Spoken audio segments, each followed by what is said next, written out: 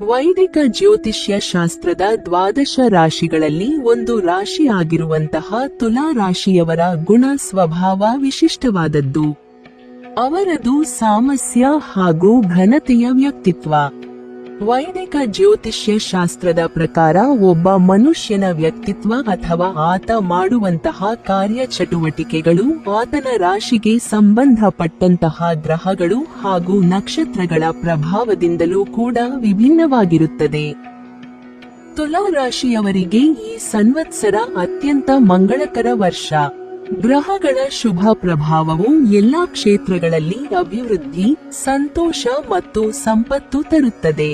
ತುಲಾ ರಾಶಿಯವರಿಗೆ ಎಲ್ಲಾ ರೀತಿಯಲ್ಲಿ ಅನುಕೂಲಕರವಾಗಿರುತ್ತದೆ. ಉದ್ಯೋಗ ಮತ್ತು ವ್ಯಾಪಾರ ಕ್ಷೇತ್ರಗಳಲ್ಲಿ ಅಭಿವೃದ್ಧಿ, ಆರ್ಥಿಕ ಸ್ಥಿರತೆ, ಕೌಟುಂಬಿಕ ಸಮಸ್ಯೆಗಳ ಪರಿಹಾರ, ಆಧ್ಯಾತ್ಮಿಕ ಅಭಿವೃದ್ಧಿಯಂತಹ ಅನೇಕ ಮಂಗಳಕರ ಫಲಿತಾಂಶಗಳಿವೆ. ವೈದಿಕ ಜ್ಯೋತಿಷ್ಯದ ಪ್ರಕಾರ ಒಂದು ಗ್ರಹವು ಸಾಗುವಾಗ ಅಥವಾ ಉದಯಿಸಿದಾಗಲೆಲ್ಲ ಅದರ ನೇರ ಪರಿಣಾಮವು ಮಾನವ ಜೀವನ, ದೇಶ ಮತ್ತು ಪ್ರಪಂಚದ ಮೇಲೆ ಕಂಡುಬರುತ್ತದೆ. ಅಲ್ಲದೆ ಕೆಲವರಿಗೆ ಈ ಬದಲಾವಣೆ ಸಕಾರಾತ್ಮಕವಾಗಿರುತ್ತದೆ, ಕೆಲವರಿಗೆ ಇದು ನಕಾರಾತ್ಮಕವಾಗಿರುತ್ತದೆ.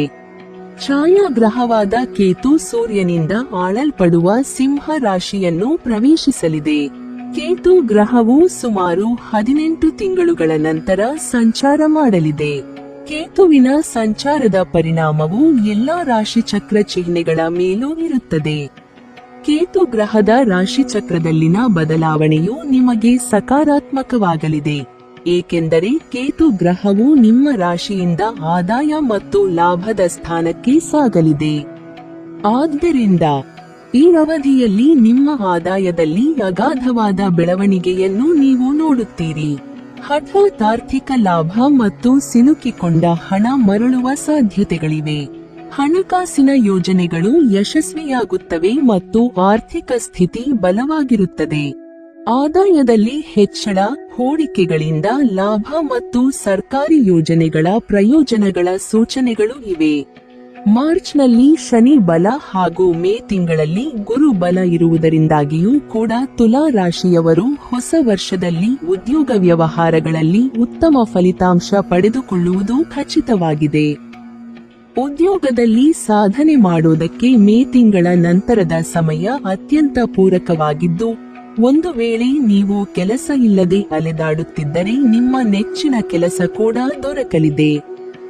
ಅದರಲ್ಲೂ ವಿಶೇಷವಾಗಿ ಸರ್ಕಾರಿ ಕೆಲಸಕ್ಕೆ ತಯಾರಿ ನಡೆಸಿಕೊಳ್ಳುತ್ತಿರುವವರಿಗೆ ಮೇ ತಿಂಗಳ ನಂತರ ಸರ್ಕಾರಿ ಕೆಲಸ ದೊರಕುವಂತಹ ಸಾಧ್ಯತೆಗಳು ಕೂಡ ದಟ್ಟವಾಗಿ ಕಾಣುತ್ತಿವೆ.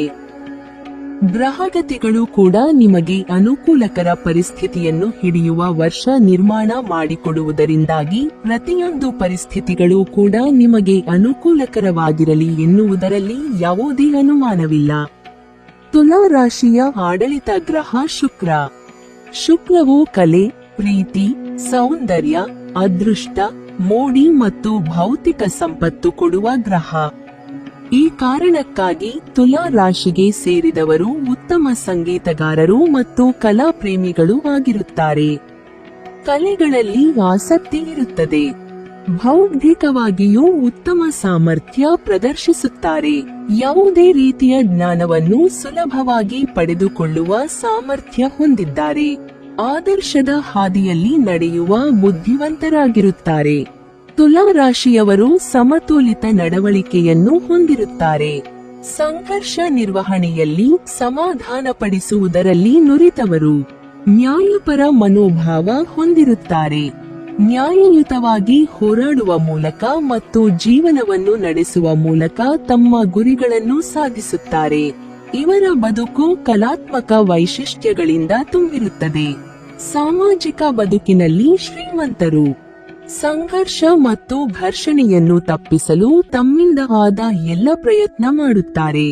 ರಾಜತಾಂತ್ರಿಕ ಮತ್ತು ರಾಜಕೀಯ ಕ್ಷೇತ್ರಗಳಲ್ಲಿ ಪ್ರಭಾವಿಗಳಾಗಿರುತ್ತಾರೆ. ವಿನಮ್ರ ಸ್ವಭಾವ ಇವರದು. ಅವರು ತಮ್ಮ ಕೆಲಸಗಳ ವಿಚಾರದಲ್ಲಿ ಹೆಚ್ಚು ಸಂವೇದನಾಶೀಲರಾಗಿರುತ್ತಾರೆ. ಇತರರನ್ನು ಗೌರವದಿಂದ ಕಾಣುವುದು ಇವರ ಸ್ವಭಾವದ ಮುಖ್ಯ ಲಕ್ಷಣವಾಗಿರುತ್ತದೆ. ತುಲಾ ರಾಶಿಗೆ ಮೀನ ರಾಶಿಯಲ್ಲಿ ಶನಿಯ ಸಂಚಾರವು ನಿಮ್ಮ ಚಂದ್ರ ರಾಶಿಯಿಂದ 6ನೇ ಮನೆಯಲ್ಲಿ ನಡೆಯುತ್ತದೆ. ಈ ಸಂಚಾರವು 2025ರ ಮಾರ್ಚ್ 29ರಿಂದ 2027ರ ಜೂನ್ 3ರವರೆಗೆ ನಡೆಯಲಿದೆ. ಶನಿಯ ಈ ಸಂಚಾರವು 26 ತಿಂಗಳವರೆಗೆ ಇರಲಿದೆ. ಶನಿಯು ನಿಮ್ಮ 4ನೇ ಮತ್ತು 5ನೇ ಮನೆಯ ಅಧಿಪತಿಯಾಗಿದ್ದಾನೆ. ತುಲಾ ರಾಶಿಗೆ ಸೇರಿದ ಜನರಿಗೆ ಶನಿಯ ಈ ಸಂಚಾರವು ಸಾಕಷ್ಟು ಸಕಾರಾತ್ಮಕವಾಗಿರಲಿದೆ. ಸಾಮಾನ್ಯವಾಗಿ ನಿಮ್ಮ ಜಾತಕದ 3, 6 ಮತ್ತು 11ನೇ ಮನೆಯಲ್ಲಿ ಚಲಿಸುವಾಗ ಶನಿಯು ಶುಭವನ್ನುಂಟು ಮಾಡುತ್ತಾನೆ. 6ನೇ ಮನೆಯು ಸವಾಲು ಮತ್ತು ಅಡೆತಡೆಗಳೊಂದಿಗೆ ಸಂಬಂಧವನ್ನು ಹೊಂದಿದೆ. ಈ ಮನೆಯಲ್ಲಿ ಶನಿಯ ಉಪಸ್ಥಿತಿಯಿಂದಾಗಿ ನೀವು ಶತ್ರುಗಳ ವಿರುದ್ಧ ಜಯ ಸಾಧಿಸುವಿರಿ. ಜೊತೆಗೆ ಸಾಕಷ್ಟು ಸವಾಲುಗಳಲ್ಲಿ ಯಶಸ್ಸು ಸಾಧಿಸುವಿರಿ. ಶನಿಯು ನಿಧಾನವಾಗಿ ಫಲಿತಾಂಶಗಳನ್ನು ನೀಡಬಹುದು, ಆದರೆ ಅದು ನ್ಯಾಯಕ್ಕೆ ಹೆಸರುವಾಸಿಯಾದ ಗ್ರಹವಾಗಿದೆ. ಹಾಗಾಗಿ ನಿಮಗೆ ಕೊನೆಯಲ್ಲಿ ಅತ್ಯುತ್ತಮವಾದ ಫಲಿತಾಂಶವನ್ನು ನೀಡುವುದು ಖಂಡಿತ. ಶನಿ ಸಂಚಾರದ ಈ ಸಂದರ್ಭದಲ್ಲಿ ನೀವು ಸಂಬಂಧಗಳಲ್ಲಿ ಬದ್ಧತೆಯನ್ನು ಹೊಂದುವುದರೊಂದಿಗೆ ಪ್ರಗತಿಯನ್ನು ಸಾಧಿಸುವ ಸಾಧ್ಯತೆ ಹೆಚ್ಚಾಗಿರಲಿದೆ. ಹಾಗೆ ಕುಟುಂಬದೊಳಗೆ ಹೆಚ್ಚು ಪ್ರೀತಿ ಮತ್ತು ಬಲವಾದ ಬಂಧವನ್ನು ನೋಡಬಹುದಾಗಿದೆ. ವಿವಾಹಿತರು ತಮ್ಮ ನಡುವೆ ಹೆಚ್ಚಿನ ಆರೈಕೆ, ತಿಳುವಳಿಕೆ ಮತ್ತು ಬಲವಾದ ಬಂಧವನ್ನು ಈ ಅವಧಿಯಲ್ಲಿ ಹೊಂದಬಹುದು. ಕೆಲವೊಮ್ಮೆ ಕೆಲಸದ ಹೊರೆಯಿಂದಾಗಿ ನೀವು ನಿಮ್ಮ ಮನೆಯವರೊಂದಿಗೆ ಸ್ವಲ್ಪ ಸಮಯವನ್ನು ಮಾತ್ರ ಕಳೆಯಲು ಅವಕಾಶ ದೊರಕುವುದು. ಇದು ನಿಮ್ಮ ಪ್ರೀತಿ ಪಾತ್ರರೊಂದಿಗಿನ ಸಂಬಂಧದ ಮೇಲೆ ಪರಿಣಾಮ ಬೀರುವ ಸಾಧ್ಯತೆ ಇದೆ. ಹಾಗಾಗಿ ನೀವು ಕೆಲಸ ಮತ್ತು ಸಂಬಂಧ ಎರಡರ ನಡುವೆ ಸಾಕಷ್ಟು ಗಮನವನ್ನು ನೀಡಬೇಕಾಗುತ್ತದೆ ಮತ್ತು ನಿಮ್ಮ ವೃತ್ತಿಪರ ಹಾಗೂ ವೈಯಕ್ತಿಕ ಜೀವನದ ನಡುವೆ ಉತ್ತಮ ಸಮತೋಲನವನ್ನು ಸಾಧಿಸುವುದು ಬಹಳ ಮುಖ್ಯವಾಗಿರುವುದು. ಶನಿಯ ರಾಶಿ ಬದಲಾವಣೆಯಿಂದಾಗಿ ಈ ಅವಧಿಯಲ್ಲಿ ನೀವು ಆರೋಗ್ಯಕರ ಜೀವನ ಶೈಲಿಯನ್ನು ಹೊಂದುವುದು ಅಥವಾ ಕಾಪಾಡಿಕೊಳ್ಳುವುದು ಉತ್ತಮ. 6ನೇ ಮನೆಯು ನಿಮ್ಮ ಆರೋಗ್ಯದೊಂದಿಗೆ ಸಂಬಂಧವನ್ನು ಹೊಂದಿದೆ. ಹಾಗಾಗಿ ಈ ಅವಧಿಯಲ್ಲಿ ನೀವು ಸಮತೋಲಿತ ಆಹಾರ ಮತ್ತು ನಿಯಮಿತ ವ್ಯಾಯಾಮಕ್ಕೆ ಹೆಚ್ಚಿನ ಆದ್ಯತೆಯನ್ನು ನೀಡುವುದು ಉತ್ತಮ. ಇದರಿಂದಾಗಿ ನಿಮ್ಮ ರೋಗ ನಿರೋಧಕ ಶಕ್ತಿಯು ವೃದ್ಧಿಯಾಗುವ ಸಾಧ್ಯತೆ ಇದೆ. ಈ ಅವಧಿಯಲ್ಲಿ ನೀವು ಸಮಯಕ್ಕೆ ಸರಿಯಾಗಿ ಆರೋಗ್ಯ ತಪಾಸಣೆಯನ್ನು ಹೊಂದುವ ಮೂಲಕ ಯಾವುದೇ ಆರೋಗ್ಯ ಸಮಸ್ಯೆಗೆ ಮುನ್ನೆಚ್ಚರಿಕೆ ಕ್ರಮಗಳನ್ನು ತೆಗೆದುಕೊಳ್ಳುವುದರೊಂದಿಗೆ ನೀವು ನಿಮ್ಮ ಆರೋಗ್ಯದ ಬಗ್ಗೆ ಹೆಚ್ಚಿನ ಕಾಳಜಿಯನ್ನು ವಹಿಸುವುದು ಅಗತ್ಯ. ಈ ಅವಧಿಯಲ್ಲಿ ನೀವು ಸಾಕಷ್ಟು ವಿಶ್ರಾಂತಿಗೆ ಆದ್ಯತೆಯನ್ನು ನೀಡುವುದು ಒಳ್ಳೆಯದು. ಇದರಿಂದಾಗಿ ನಿಮ್ಮ ಆರೋಗ್ಯಕ್ಕೆ ಹೆಚ್ಚು ಪ್ರಯೋಜನಗಳಾಗಲಿವೆ. ಈ ವರ್ಷವು ಕೊನೆಗೊಳ್ಳುತ್ತಿದ್ದಂತೆ ನೀವು ನಿಮ್ಮ ಆರೋಗ್ಯಕರ ಅಭ್ಯಾಸಗಳನ್ನು ಕಾಪಾಡಿಕೊಳ್ಳುವುದರಿಂದಾಗಿ ನಿಮ್ಮ ದೈಹಿಕ ಮತ್ತು ಮಾನಸಿಕ ಆರೋಗ್ಯವನ್ನು ಉತ್ತಮವಾಗಿರಿಸಿಕೊಳ್ಳಬಹುದು. ಶನಿಯ ಈ ಸಂಚಾರದ ಸಂದರ್ಭದಲ್ಲಿ ನೀವು ನಿಮ್ಮ ಆರೋಗ್ಯದ ಬಗ್ಗೆ ಹೆಚ್ಚಿನ ಗಮನವನ್ನು ನೀಡಬೇಕಾಗುತ್ತದೆ. ಹಾಗಾಗಿ ಈ ಸಮಯದಲ್ಲಿ ನಿಮ್ಮ ಆರೋಗ್ಯವನ್ನು ಕಾಪಾಡಿಕೊಳ್ಳಲು ನೀವು ಹೆಚ್ಚಿನ ಪ್ರಾಮುಖ್ಯತೆಯನ್ನು ನೀಡುವುದು ಉತ್ತಮ. ಪ್ರೀತಿಯ ವಿಷಯವಾಗಿ ನಿಮ್ಮ ಹಿಂದಿನ ಅನುಭವಗಳು ಹಾಗೂ ಸವಾಲನ್ನು ಎದುರಿಸುವಲ್ಲಿ ಈ ಅನುಭವಗಳು ಅಮೂಲ್ಯವಾದ ಪಾಠವನ್ನು ತಿಳಿಹೇಳಬಹುದು ಮತ್ತು ಇದು ನಿಮ್ಮ ಬೆಳವಣಿಗೆಗೆ ಸಹಾಯ ಮಾಡಬಹುದು. ಈ ಅವಧಿಯಲ್ಲಿ ನೀವು ನಿಮ್ಮ ಮನೆಯ ಸದಸ್ಯರ ಅಮೂಲ್ಯವಾದ ಸಲಹೆಗಳನ್ನು ಸ್ವೀಕರಿಸುವುದರಿಂದಾಗಿ ಮತ್ತು ಅವರೊಂದಿಗೆ ಉತ್ತಮ ಸಂವಹನ ಮತ್ತು ತಿಳುವಳಿಕೆಗಳನ್ನು ಹೊಂದುವುದರಿಂದಾಗಿ ಹೆಚ್ಚಿನ ಪ್ರಯೋಜನವನ್ನು ಪಡೆಯಬಹುದಾಗಿದೆ. ಈ ಅವಧಿಯಲ್ಲಿ ನೀವು ಹೆಚ್ಚು ಜಾಗರೂಕರಾಗಿರುವುದು ಉತ್ತಮ. ನಿಮ್ಮ ಸೌಮ್ಯ ಸ್ವಭಾವ ಮತ್ತು ಮುಕ್ತ ಮನಸ್ಸಿನಿಂದಾಗಿ ನೀವು ಸಂಬಂಧಗಳನ್ನು ಇನ್ನಷ್ಟು ಬಲಪಡಿಸಬಹುದಾಗಿದೆ. ಅವಿವಾಹಿತರಿಗೆ ಈ ಅವಧಿಯಲ್ಲಿ ಬಲವಾದ ಸಂಬಂಧವನ್ನು ಹೊಂದಲು ಉತ್ತಮ ಅವಕಾಶ ದೊರಕಬಹುದು. ಹಾಗಾಗಿ ನಿಮಗೆ ಯಾವುದೇ ರೀತಿಯ ಮಾರ್ಗದರ್ಶನ ಮತ್ತು ಬೆಂಬಲ ಬೇಕಿದ್ದರೆ ನಿಮ್ಮ ಮನೆಯ ಹಿರಿಯರ ಸಲಹೆಯನ್ನು ಪಡೆಯುವುದು ಬಹಳ ಒಳ್ಳೆಯದು. ಈ ಅವಧಿಯಲ್ಲಿ ನೀವು ಬುದ್ಧಿವಂತಿಕೆಯೊಂದಿಗೆ ಹಣಕಾಸಿನ ವ್ಯವಹಾರವನ್ನು ಮಾಡುವುದು ಉತ್ತಮ. ಐಷಾರಾಮಿ ವಸ್ತುಗಳು ನಿಮ್ಮನ್ನು ಆಕರ್ಷಿಸಬಹುದು. ಆದರೆ ಅನಗತ್ಯ ವೆಚ್ಚಗಳನ್ನು ತಪ್ಪಿಸಲು ನೀವು ಬಹಳ ಎಚ್ಚರಿಕೆಯಿಂದ ಯೋಜನೆ ಮತ್ತು ಬಜೆಟ್ ಅನ್ನು ರೂಪಿಸುವುದು ಅಗತ್ಯ. ಹಠಾತ್ ಖರ್ಚುಗಳು ನಿಮ್ಮನ್ನು ಸಾಲದ ಸುಳಿಯಲ್ಲಿ ಸಿಲುಕಿಸಬಹುದು. ಆದ್ದರಿಂದ ನೀವು ಈ ಅವಧಿಯಲ್ಲಿ ಸಾಕಷ್ಟು ಎಚ್ಚರಿಕೆಯಿಂದ ಹಣವನ್ನು ಖರ್ಚು ಮಾಡಬೇಕಾಗಿರುವುದು ಮುಖ್ಯ. ಈ ಅವಧಿಯಲ್ಲಿ ನಿಮ್ಮ ವ್ಯವಹಾರವನ್ನು ವಿಸ್ತರಿಸಲು ನಿಮಗೆ ನಿಮ್ಮ ನಿರೀಕ್ಷೆಗಿಂತಲೂ ಹೆಚ್ಚಿನ ಆರ್ಥಿಕ ಸಹಾಯ ಬೇಕಾಗಬಹುದು. ಇದು ನಿಮ್ಮ ಲಾಭವನ್ನು ಇನ್ನಷ್ಟು ವಿಳಂಬ ಮಾಡುವ ಸಂಭವವಿದೆ. ಆದ್ದರಿಂದ ಉತ್ತಮ ಸಮಯ ಬಂದಾಗ ಮಾತ್ರ ಹೂಡಿಕೆಯನ್ನು ಮಾಡಿ. ಆಗ ಮಾತ್ರ ನೀವು ನಿಮ್ಮ ಹಣಕಾಸಿನ ಗುರಿಯನ್ನು ತಲುಪಲು ಸಾಧ್ಯವಾಗುತ್ತದೆ. ಈ ಅವಧಿಯಲ್ಲಿ ನೀವು ನಿಮ್ಮ ಆರ್ಥಿಕ ಸ್ಥಿತಿಯನ್ನು ಉತ್ತಮವಾಗಿರಿಸಿಕೊಳ್ಳಲು ಹಾಗೂ ಸುರಕ್ಷಿತವಾದ ಭವಿಷ್ಯಕ್ಕಾಗಿ ಜವಾಬ್ದಾರಿಯುತವಾದ ನಿರ್ಧಾರವನ್ನು ತೆಗೆದುಕೊಳ್ಳುವುದು ಮುಖ್ಯ ಎಂಬುದನ್ನು ತಿಳಿಯಿರಿ.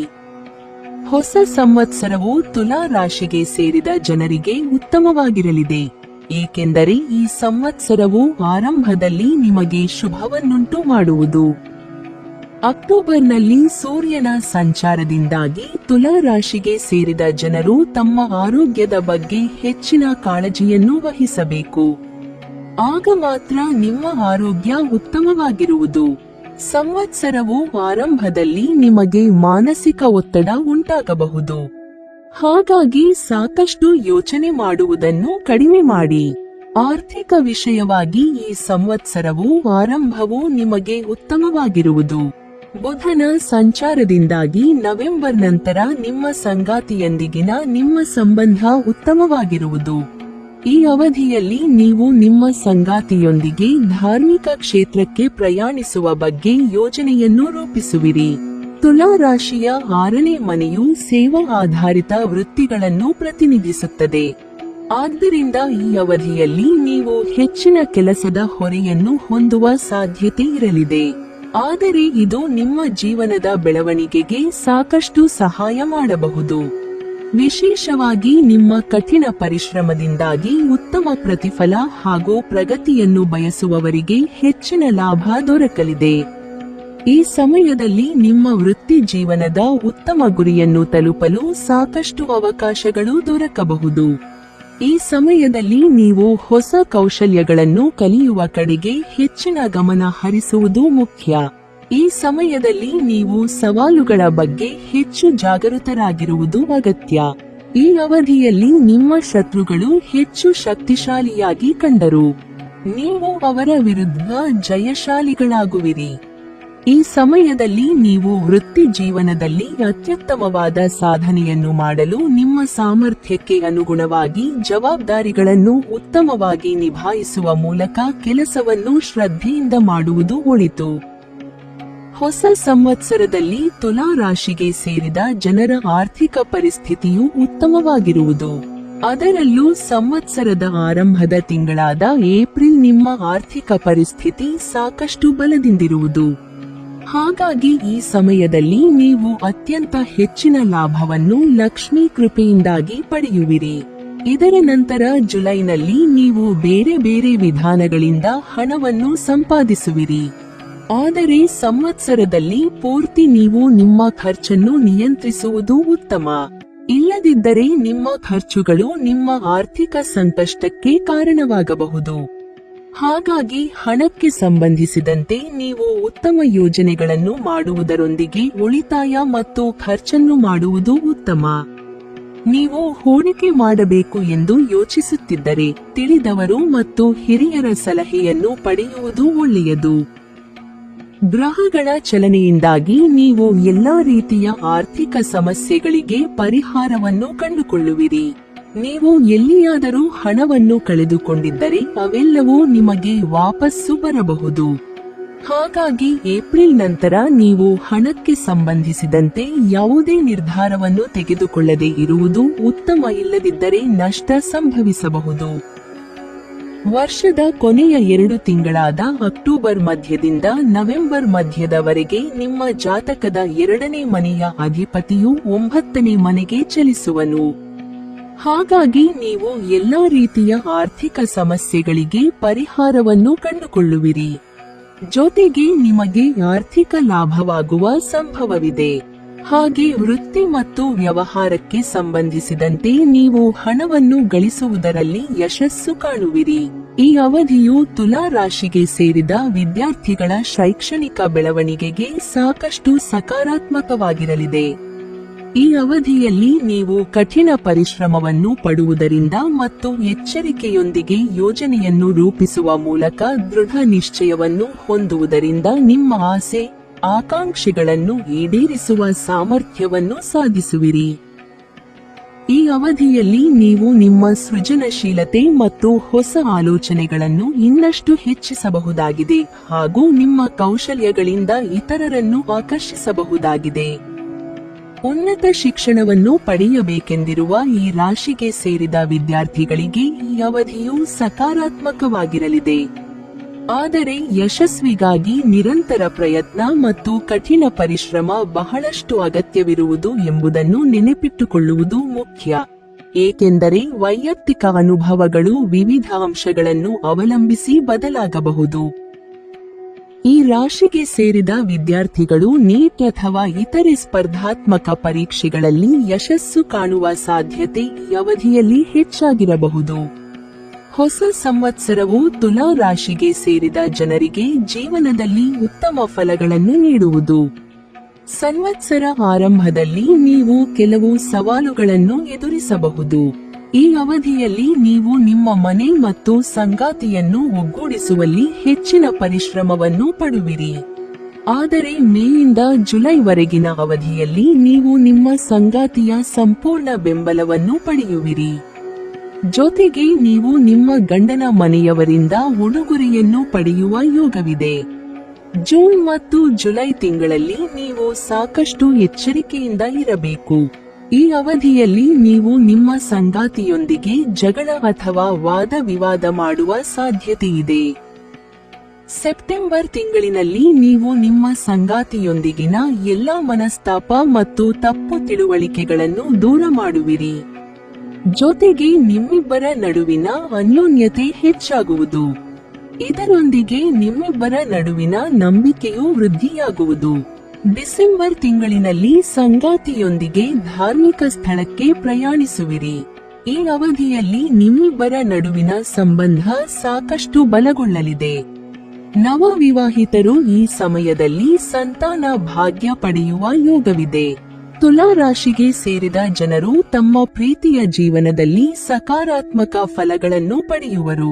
ಆರಂಭದಲ್ಲಿ ಪ್ರೀತಿಯಲ್ಲಿರುವವರು ಕೆಲವು ಸಮಸ್ಯೆಗಳನ್ನು ಎದುರಿಸಬಹುದು, ಏಕೆಂದರೆ ಈ ಸಮಯದಲ್ಲಿ ನಿಮ್ಮ ಕೋಪವು ನಿಮ್ಮ ಸಂಗಾತಿಯನ್ನು ಸಮಸ್ಯೆಗೆ ಒಳಗಾಗುವಂತೆ ಮಾಡಬಹುದು.